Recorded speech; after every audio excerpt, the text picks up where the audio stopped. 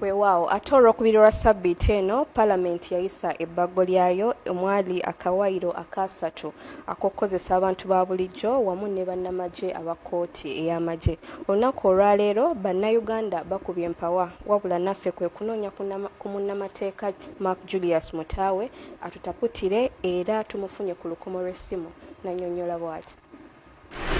Etteeka oba ebbago eribadde ligenda mu maaso mu Paalamenti erya UPDF erimanyiddwa nga UPDF 2025 lyamaze ne libeera nga lifuluma okubeera nga lifuuka etteeka era nga lisigaddeko omukulembeze wa ggwanga kubeera nga aliteekako omukono wabula likubaganyiza bangi empawa abamu tebalitegeera balowooza etteeka lyonna lirina obuzibu oba mulimu obuwaayiro obutonotono obulina obuzibu obwetaaga okubeera nga butereezebwa.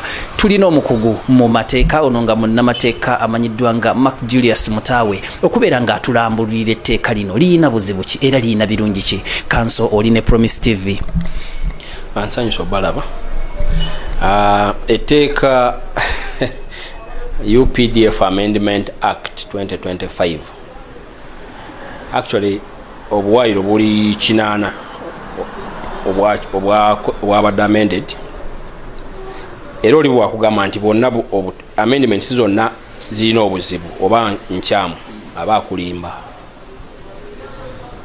Mulimu ebirungi ebyandibadde nga bina kye bigattako newankubadde nti ekinyusi kyetteeka kyekivuddeko emberebezi abantu kyebavuddeko okubeera nti balyogeddeko nnyo. Manyi buli tteeka ne bwe libeera ddene litya libeera kuba gye bayita empagi zaalyo ziseddugge.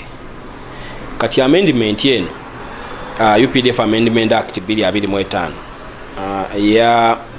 ekinyusi kyayo kyabadde nti Supreme Court yawa ensala ng'egamba nti kimenya ssemateeka okuwozesa abantu ba bulijjo mu kkooti y'amagye, kkooti zonna ez'amagye, era kimenya ssemateeka okuwozesa emisango gye tuyita criminal offences, emisango gy'obumenyi bw'amateeka mu kkooti y'amagye ne woba ng'owozesa bannamagye. Nsaba abantu bakategere bulungi nti abannayuganda babaga lwaki mutwala abantu ba bulijjo mu kkooti y'amagye. Ne Supreme Court yagamba nti n'okuwozesa bannamagye bennyini ng'obawozesa emisango egiri criminal in nature, emisango gy'obumenyi bw'amateeka ne bwe gitaba gya naggomola mu kkooti z'amagye kimenya ssemateeka. Tumanyi kano nti awo munnansi toyina kumutwale. Yes, ekyo yasooka nekyoga nti omuntu yenga is not a serving army officer okumuteeka mu kkooti y'amagye, whatever the offense they have committed is unconstitutional. Newankubadde ku nkomerero daddala ensala ya Chief Justice Owiny Dollo yaleetamu some bit of vagueness, omuzungu kyayinza okugamba yakuba eno n'eri, yagamba nti newankubadde kimenya ssemateeka okuwozesa abantu ba bulijjo mu kkooti z'amagye, n'agamba mu luzungu yakozesa ekigambo exceptional circumstances, n'agamba nayo bandibadde basobola okuwozesebwa senga babeerawo ze bayita exceptional circumstances. Era olaba mu tteeka lino amendment bakaleesa abo nti they can be tried under exceptional circumstances, naye ate ne batadefininga what exceptional circumstances mean. So nawo ne wabeerawo obutali buki bulambulukufu. Yes, osobola okuwozesa abantu ba bulijjo mu kkooti z'amagye ng'oyise mu kyebayise exceptional circumstances, naye exceptional circumstances zino ze ziruwa etteeka teryakidefininze. Of course bakugamba mbu people who voluntarily bring themselves into the rhythm of the military nti bweweereeta mu mbeera ey'ekinnamagye voluntarily, naye nekyo nakyo kiri vague because bw'olaba waliwo akawaayiro akagamba nti senga obeera in the company of a militant or a military officer osobola okubeera ng'owozesebwa mu kkooti y'amagye. What is being in the company? Bw'abeera ng'ono bba wange nga tutambula naye ng'ekitugasa awamu sigamba mbu ye lwakuba musirikale tulina love relationship, gwe tosobola kuminterpreting ekyo n'ogamba I'm in the company. Senga abeera relative family member, tuli maybe mu kuziika ne wabeerawo ekibeerawo, tojje n'ogamba nti you were in the company of a military officer. kitegeeza mutaawe bw'aba muganda wange nga ye munnamagye bwe bamukwata mu musawo gonna nange kintwaliramu. Era kyekisiteni akalinga ku bantu abakyala b'abasirikale ababeera n'abaami ababeera mu zi barracks. Nti oyo omuntu ssaawa 24 omwaka mulamba abeera mu barracks mwabeera. Etteeka lino likulaga nti senga yeetaba mu kikolwa kyonna wabeerawo obumenyi bw'amateeka asobola okusimbibwa mu kooti z'amagye oba contractor okolera government n'obeerako ebyama by'amagye by'ofuna access to nti era basobola okuyitaawo ne bakuvunaana. Kakati tulaba nga palamenti eno yeekola amateeka ogamba nti etteeka lino tulikoze kooti ogwayo sigwako implementinga. Kakati lino lwaki lyo ligaanibwa kifuulibwa nti ssemateeka yamenyeddwa bwe liba nga palamenti yazzeemu n'erikola nega nti bawozesebwa eri. Osoma ssemateeka wa Uganda wa 95 akawaayiro 92 kagamba nti palamenti tetuulenga mu luzungu bagamba it restricts the Parliament of Uganda to sit and legislate in a way which is intended to circumvent a court decision. Parliament tejja kutuula kuyisa mateeka agagezaako okukontana n'ebiragiro bya kooti. Nga kitegeeza nti kooti bwe bayasalawo nti okuwozesa abantu ba bulijjo mu kooti z'amagye kimenya ssemateeka. Ate Parliament oyinza kupapootinga kugaa nti ntudde kuyisa etteeka erikkiriza okukola ki. Kakati mu mbeere because ne wandibadde oyagala okukola ekintu ekyo wandigenza ate kwamendinga ssemateeka. Gwe wandibadde amendinga n'okiteekamu nti abantu ba bulijjo bawozesebwa eri. Kitegeeza omuntu abenga tasobola kuzza mu kooti kugamba nti you are legislating in circumvention of a court decision. Kakati tulaba nti kino kooti yali yasalawo n'ekijjayo eri era ne tulaba nti n'omusango presidency lweyo omusango gwa Besigye nti gwaggyibwayo ne gukomezebwawe ne guleetebwa eno era guwozesebwa Nakawa. Kakati kooti yeemu tesobola kuddamu kusalawo era ne tugaa nti nti era tuzzeemu tusazeewo tebalina kuwozesebwayo. Andi kati nga bwe nkugambye nti ebyabadde mu palamenti awo byabadde bimenya ssemateeka era kigenda kutwala Munnayuganda okudda mu court either constitutional court achallenging etteeka eryo ng'alaga nti limenya akawaayiro 92 lyakoleddwa kujjawo nsala ya court. N'ebya Uganda obimanyi oteekayo omusango gujja mala emyaka 5 6 7 10 ng'abantu babazizzayo mu court martial babonaabonera eyo nga waliwo aloopye. Of course court tezinoonya misango, court ziwulira misango egigitwaliddwa. Kati watabaawo awaabye sitasika esigalanga bweri. What I know, people are going to court. Kakati aweno singa kisigalanga bwe kiri nti amagye gasobola okumuwozesa kati court martial esobola okuguyita n'eguzzayo n'egutwala. Court martial teyita musango wabula abaamuwaabira era abaali bamuwaabidde mu court martial basobola okuddamu ne bakola process ya transfer. Yes, because luli gwali guze eno nga mu budde obwo gwajjira eno etteeka lyali ligamba nti tasobola kuwolezesebwa wa essaawa eno etteeka likkiriza senga president amala oliteekako omukono. Kitegeeza etteeka likkiriza basobola okumanuvalinga process ekola transfer back bwe kiba nti kibakolera because many of the cases ezibadde mu court martial naddala nga zirimu ba civilians they are political in nature.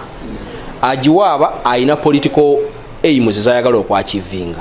Bw'aba alabye ndasobola kwachivinga political aims ze wano mu court ey'abantu asobola okulagira prosecutor wa court martial ne DPP okwandatekinga process e transferring omusango ogwo okuguzawa. Tulaba mu mbeera eno nti ebyamba nti ebintu bingi nnyo ebikuleetera okubeera in the company ey'abamagye ebyambalo biki ebyo bukofiira ebintu ebyengeri ng'eyo. Lemano ba civilian ono olowooza yandyewaza atya okubeera ng'etteeka lino terimukwata kubeera ng'atwalibwa mu kooti eno? Yes, nawo awo okugamba nti military stores bw'otunulira amendment olaba nti what they stretched ne bagenda ku ngatto simaya black shoes what they attorney general yaze nagamba they label them oliwo abayambadde engato enzirugavu nga teriiko lebo ya UPDF they will exonerate ne bajja ku bikawunda suit n'ebirala. This law is largely political than it is about law. You get? Bw'obanga oli ku side entuufu ey'ebyobufuzi obadde olaba abantu ekyankwanzi nga bambala uniform z'amagye bano abayimbi ba alien skin nga bazambala ne batambula ku street. Nobody has arrested them because they are on the right side of what? Of right in quotation is right side of politics. Wono banga oli on the wrong side of politics ne wono yambala kaunda suit ya ame green. Bajja kwetolola kwako nga walabe wadde bagamba nti wayambadde ovule myufu. Tulabanga omukulembeze w'eggwanga olunaku olw'eggulo yabadde mu bitundu by'eruweero eyo ne yeewaana nnyo era na praisinga nnyo ababaka be olw'ekyo kye baakoze. Ye tubadde tumanyi nti ye alinda bulinzi wali ku mmeeza ye nti ssebo etteeka lino lye twayisizza likole ki teekako omukono agamu n'agagoba naga lino sijja kuliteekako omukono. Ekyalina okubeera nga yasagambizza bw'atyo kiwa kifaananyi kyeri muna Uganda. The president is a politician. Munnabyabufuzi. Abantu babadde bakugamba nti etteeka lino lyekuusa nnyo ku byobufuzi okusinga bwe lyekuusa ku mateeka. Kati munnabyabufuzi okusanyuka nga bamukoledde etteeka erigenda omuyambako okukola ebyobufuzi mu ngeri ye gy'ayagala abikole. Gwamwewuunya gwaba aliko ekikyamu. Ng'owulidde n'eŋŋambo nti abadde ayita abantu bano n'abagamba nti njagala ki? Njagala etteeka lino liyite mu mbeera bweti. Engambo zibadde ziyitingana wawulire engambo za milioni 10. Of course ne president navayo n'akakasa nti nabawaayo ku kasente. Ne abamemba ba SEC nagamba nti twalimu mu meeting nga tubawa. Opposition bagamba nti akasente ako kaali katteeka lino. Okitegedde chief whip wa NRM yabayo nagamba twatula mu kokasi ya NRM ne tufuna instructions nti etteeka lino lino okuyita nga bwe likola ki? Kokasi ya NRM etera kutuula mu State House nga president yagiyise. Kati goba watumya abantu bakole kyoyagala ne bakikola oyinza obutaba musanyufu. Kanso tulaba babadde nga bagamba nti ejje ery'eggwanga lirimu ebitu ebibwayo ebyenjawulo SFC nga nabo bagitwala ng'etali mu mateeka.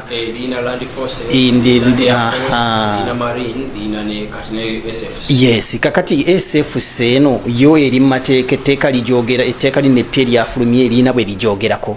Tubadde ne force yebayita Special Forces Command ng'ekola emirimu wano mu Uganda SFC naye nga teri mu maki nga teri anywhere mu mateeka ga Uganda. Era badde oli abantu bangi nnyo main Honorable Semujunga agamba this is a militia ye nga badde agiyita militia to use his word.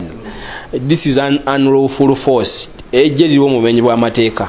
Kati wogenda mu Kawairo namba 2 aka Amendment Act eno ba streamlining ne baleeta etteeka ne baleeta command eyo SFC ng'ekimu ku bibinja bya UPDF. Kati ebiteeka bwe nabali signing ebijja okubeerawo mu mateeka. Then ne balaga ne the streamlined balambise ejje ligenda liddukanyizibwa litya oba okitegeera olaba nti waliwo ebirungi.